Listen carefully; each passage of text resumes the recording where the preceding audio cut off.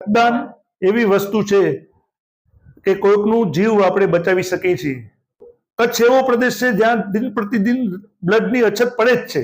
સતત રક્તદાનની જરૂર પડે છે.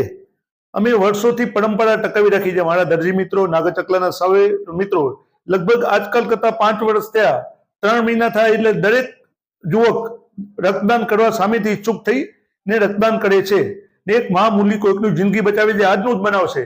ધર્મેશભાઈનું ઓ પોઝિટિવ બ્લડ હતું ને રમણીક સાહેબે કીધું ઓ પોઝિટિવ ફ્રેશ જ લોહી જોઈ ગયું, તરત જ કોઈકને મળી ગયું, પરિવાર ખુશીમાં થઈ ગઈ, એક મોટું કામ થઈ ગયું. તો કાલે મારા માતૃશ્રીને 6 વર્ષ પૂરા થાય છે. એને અનુલક્ષીને એની પ્રેરણાથી આજે અમે બધા મિત્રો ભેગા થઈ એક રક્તદાનનું આયોજન કર્યું.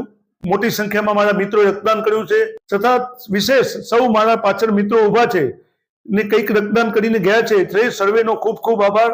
ધન્યવાદ.